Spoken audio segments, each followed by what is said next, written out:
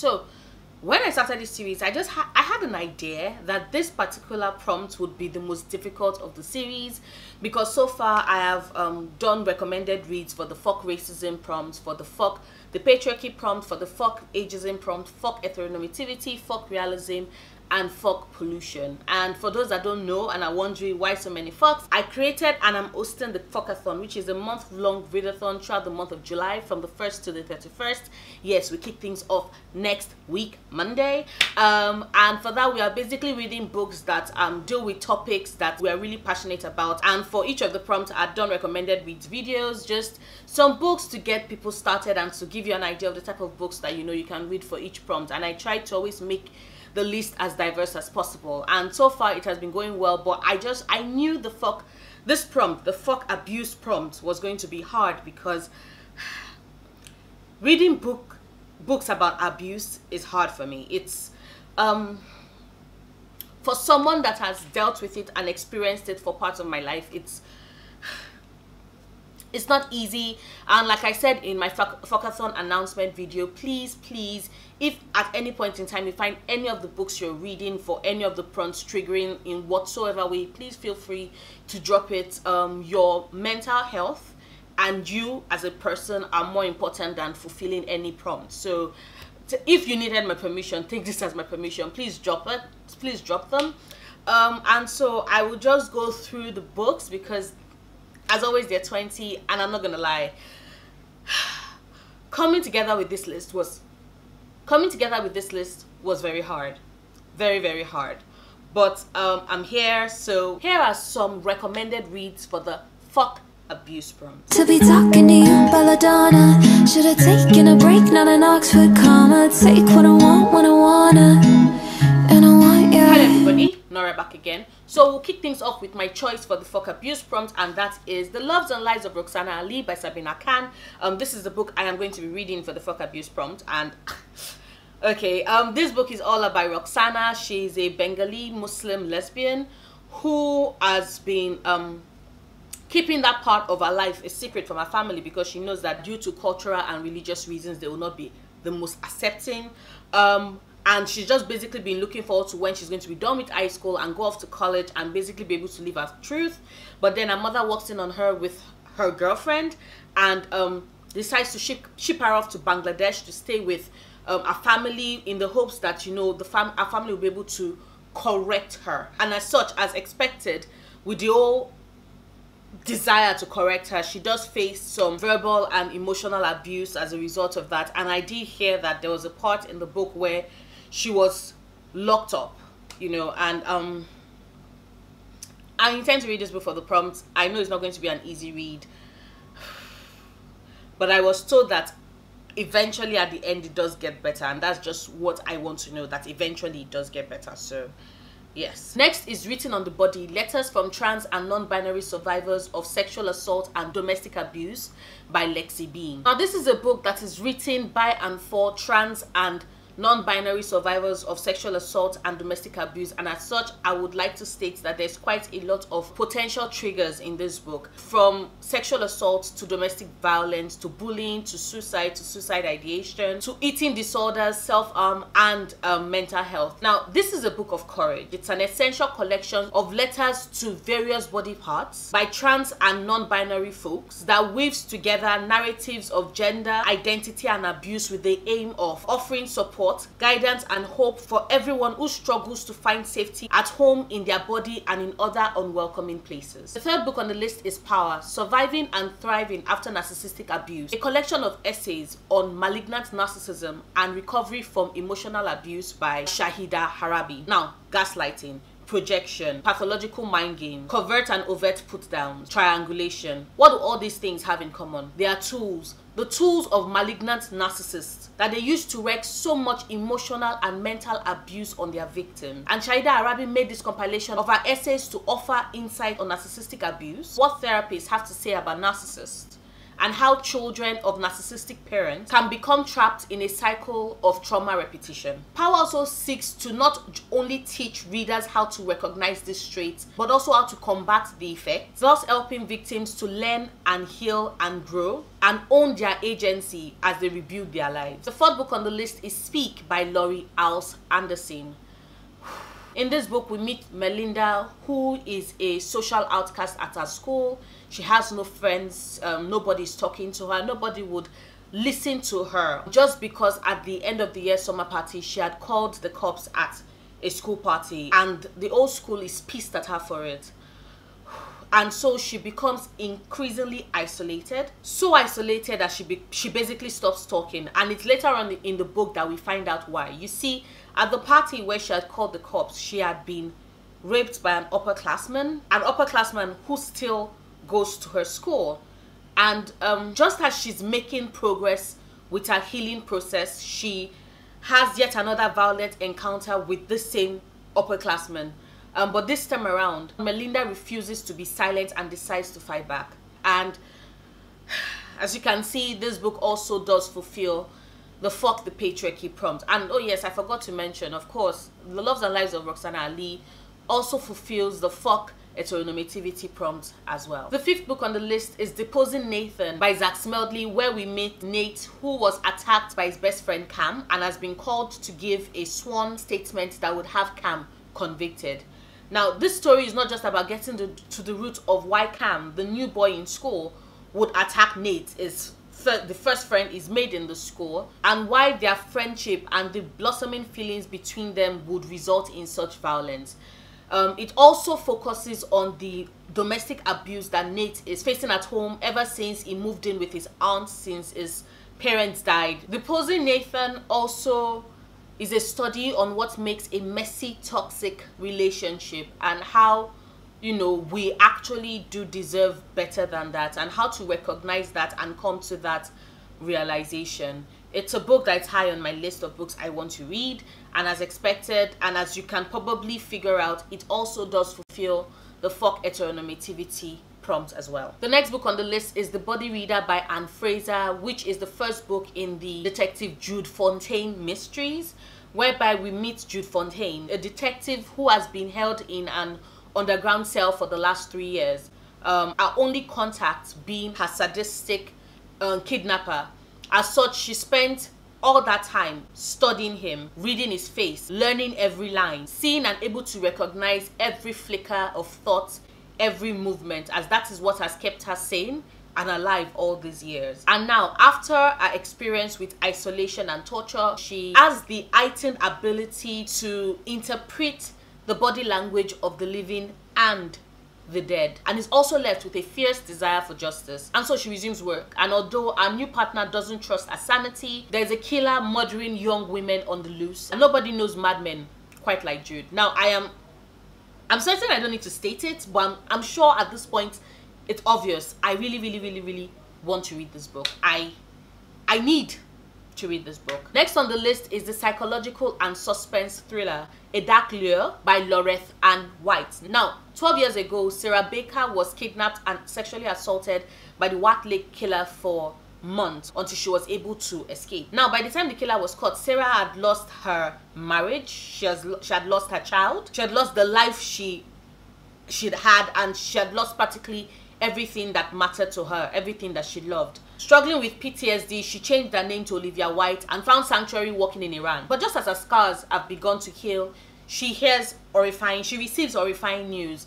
The Wat Lake killer might still be alive, and he might be back, and he might just be on his way back to complete what he had started. Now, isolated in a ranch due to the frigid, cold winter, she turns to writer, adventurer, and ranch heir Cole McDonough for help, and hopes that her choices don't destroy her chance for love, or worst, cost her her life.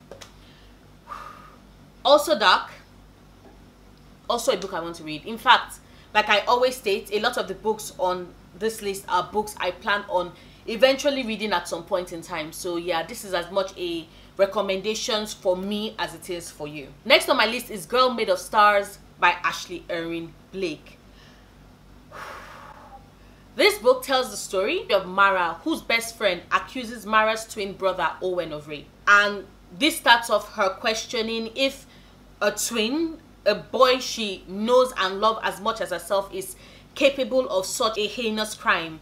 And if he is, how she is to reconcile the monster with the boy she's known as much as she knows or thought she knew herself. And as Mara comes to that eventual realization and decision, she in turn has to confront the traumas from her own past. Girl Made of Stars seeks to confront the questions we still ask as a society today. Questions about sexual assault, consent, and victim blaming. Next is The Right Choice, Read Aloud to Help Prevent Child Sexual Abuse by Sandy Cleven and illustrated by Jody Bergsman. I know this is a children's book, but if you have kids or you have siblings that have children and you tend to read books aloud to them, if they're that age, then this is a book I would recommend. It totally counts from the prompt as well. Now, in this story, Jimmy's mom explains to him the difference between positive touches and touches that are secretive, deceptive, or forceful. She also teaches him how to resist inappropriate touching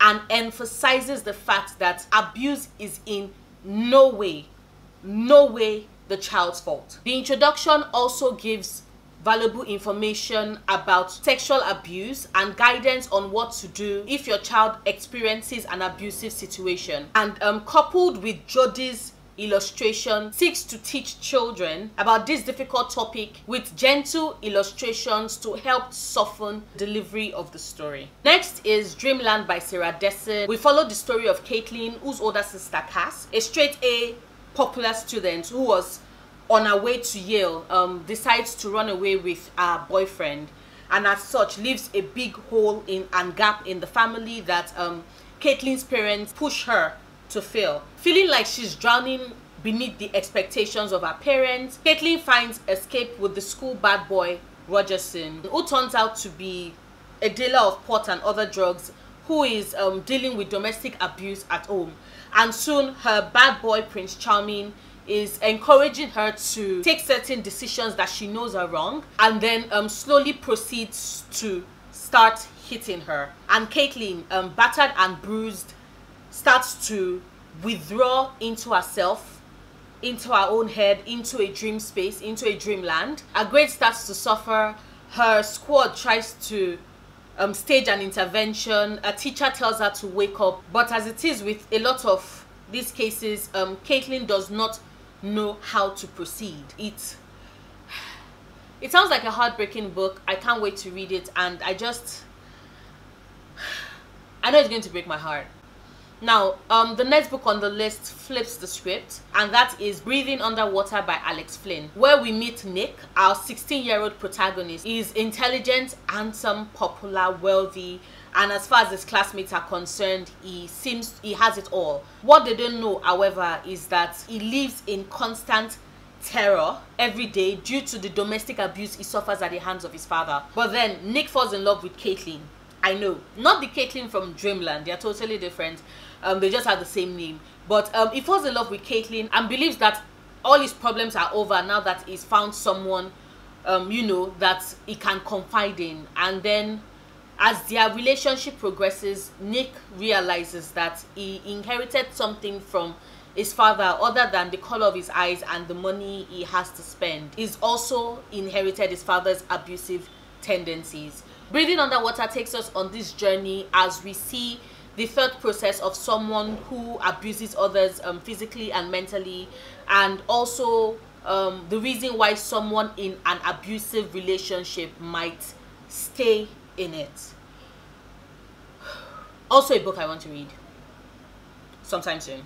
Next is Mothers Who Can't Love, a healing guide for daughters by Susan Forward. This is a book for daughters who feel broken, ashamed, believe that they are not enough, that they can never do enough or be enough, that if only they had done more, things would have been better. It's for daughters who wonder why they can't just forgive their mothers and move on, and for those who have cut toxic mothers out of their lives completely. The book examines the narcissistic mother, the competitive mother, the overly enmeshed mother, the control freak, the mothers who need mothering, the mothers who abuse, and the ones who fail to protect their daughters from abuse. It's filled with compelling cases of women struggling to escape the emotional damage inflicted on them by the women who raised them, showing how the years of criticism, competition, role reversal, smothering control, emotional neglect, and abuse has created in these women anxiety and depression, relationship problems, lack of confidence, and difficulties with trust. They've learned to doubt their self-worth and their abilities to trust. And Susan Forward shares the self-help techniques she's developed to help transform the lives of our clients, showing women how to overcome the pain of their childhood and how to act in their own interest. It's a book of and for healing, and one I intend to read, and I would also recommend to others to read as well. Now, the next book on the list is also written by Susan Forward, and that is Toxic Parents: Overcoming Their Hurtful Legacy and Reclaiming Your Lives. In this book, Susan delves into an intense examination of parents whose deficiencies cripple their children emotionally. Hers is a guide to overcome the agony of parental manipulation, from guilt trips to power trips to all the killers of self-worth. She breaks them down one at a time with the aim to help our readers deal with the pain of childhood and move beyond the frustrating relationship patterns that they've learned at home. Next is Healing from Hidden Abuse, a journey through the stages of recovery from psychological abuse by Shannon Thomas. All around us there exist tons of toxic people. They are everywhere. They are in our places of work, they are in our schools, they are in relationships with the ones we have with lovers, the ones we have with friends, they are in our families, and they are also even in places of worship for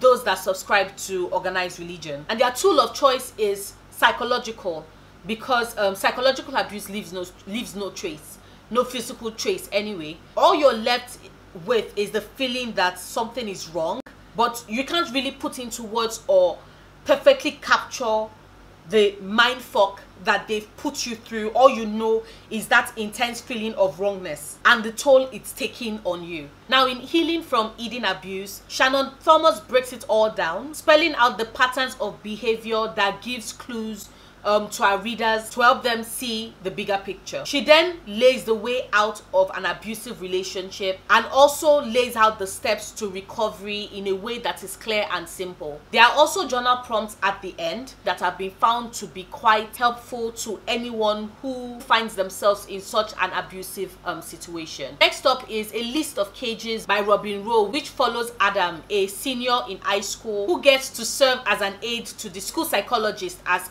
is elective. And Adam is pretty cool and down with that, because he considers it a good time for him to just catch up with his friends on his phone, something that sounds like a sweet deal for someone with ADHD. But then he's tasked with tracking down the troubled teenager who has been avoiding the school psychologist, and when he finally does meet the freshman, it turns out to be Julian, his foster brother that he has not seen in the last 5 years. Turns out that when Julian was taken away from Adam and his family, he was put into the guardianship of his uncle, a man who has spent the last 5 years mentally, emotionally, and physically abusing him. A List of Cages shows the extent of damage abuse inflicts on survivors. It shows how abusers have learned to masquerade as being non-threatening so that the world would not suspect them. It also shows how in some cases it's the people who were meant to protect us that end up abusing us. Now, if you like your romance books in the fashion of your old school Harlequin silhouette type books, and by that I don't necessarily mean like maybe they were set in the 1800s, but more in that old way in which everything turns out conveniently and love is the answer to it all, then you might just consider Baby Love by Catherine Anderson, which is an adult spin to Cinderella meets Princess and the Frog, in that our lead protagonist Maggie has been the one toiling and taking care of her family, of her ailing mother and her baby sister ever since her father died when she was 14. But then her mother remarries and her stepfather turns out to be an abusive piece of shit. Now, when she's able to escape, fate has her running into this drunk man Turns out though that the drunk man is actually a multi-millionaire who is gone off the rails ever since his wife and child died in an accident. Baby Love is basically a story of two broken, wounded people finding comfort and strength and love with each other with a fairy tale type ending. So if that's the type of book you like, you might just consider reading Baby Love because it also does fit the prompt. Next is Purple Hibiscus by Chimamanda Ngozi Adichie. In this book, we meet Kambili. She's a 15-year-old girl living with her older brother Jaja and their father in the city of Enugu, Nigeria. Now, they live a pretty privileged life, or at least that is what people on the outside would say if they are looking from the outside in. What everybody does not know is that a generous and well-respected father is actually an abusive, tyrannical, religious fanatic in the walls of their house, turning their home into this oppressive prison for everyone who lives in it. When there is talks of when a military coup occurs, Kambili and Jaja are sent to live with their aunt who lives outside the city, and it's there that Kambili for the first time realizes / discovers what a home is meant to be like, that a home can be filled with warmth and love and laughter. And after Kambili and Jaja are sent back to return home, things escalate. That's why I'm just going to leave it at that. But if you've not yet read Purple Hibiscus, it's Chimamanda's first book and it's widely recognized and loved because it is a very, very, very good book. You should totally and completely consider reading it, especially if you have the copy. Like, it fits the prompt. It fits the prompt very, very well. At this point, it seems that for every prompt, I must always recommend a book that is pretty polarizing. And in this case, that would be Written in Red by Anne Bishop, which tells us the story of Meg Corbin, who is a blood prophet in that she can see the future every time a skin is cut, which gives a whole new meaning to the phrase priceless skin. Now, due to her uber rare abilities, Meg's controller has kept her enslaved for years to ensure that he's the only one with access to her abilities for his selfish gains, of course. But then Meg is able to escape and she runs to the only place where she knows she would be safe, and that is Lakeside Courtyard, which is the business district for the others. This group of non-human entities who are as feared as they are respected. And although Simon Wolfgang, who is technically in charge of the order, does not trust Meg because he feels that she's hiding so many secrets, and he also believes that she's not human, he nonetheless offers her a job as their human liaison officer. But when he discovers Meg's secret and realizes that the government is after her, he has to decide if she's worth the fight between the humans and the others. Like I said, this is a pretty polarizing book. Some people really, really love this. Some people really, really hate it. And as always, I cannot wait to read it so I can see exactly where in this divide I would be. And then there's Spilled Milk by K.L. Randis, which tells the story of Brooke Nolan, who from when she was a little girl all the way to her teenage years has been sexually assaulted by her father, while her 3 younger siblings have been physically abused by their father. And their mother, who suffers from a disability that was caused by a mishap at work, has been financially bound to stay with her father due to the fact that she does not want to leave her 3 kids. And all her life, all Brooke has known has been abuse until she goes to her boyfriend's house when she's invited to dinner, and at the dinner table, her boyfriend's younger brother accidentally spills a glass of milk. Seeing that the little boy was not met with abuses and was not hit as a result of that accident makes her realize and see just what the problem is with the home situation that she had all this while assumed was the norm. And so she decides to place the call to rescue her family from the man that's battered them out practically her entire life.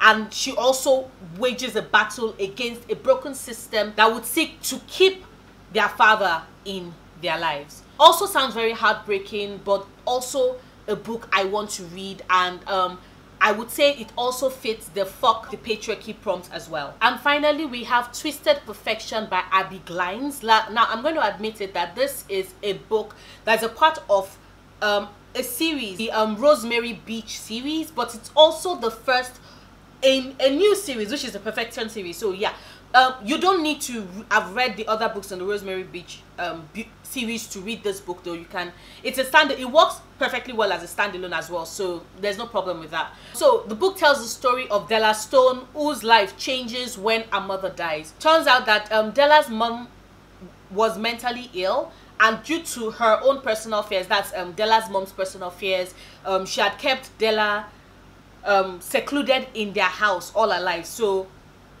ever since she was a child, Della has not been allowed to leave the house. But now, 3 years after her mother's death, she realizes that there's so much out there that she does not know. There's so much to the world that she has not yet seen. And so she sets out on this road trip to not only find herself, but to also see the world, something that she's not had the chance to do all her life. And on the way, she runs into Woods Carrington, who is shocked and surprised at this woman who does not even know how to pump gas. And let's just say that the sparks ignite and explode, and there's fireworks. So if you like romance, you might just consider reading Twisted Perfection. It sounds positively delightful. I want to read it. But yes, so those are 20 books that fit the fuck abuse prompts. Like I say, my recommendation videos are just to give you an idea of just how broadly you can select / choose your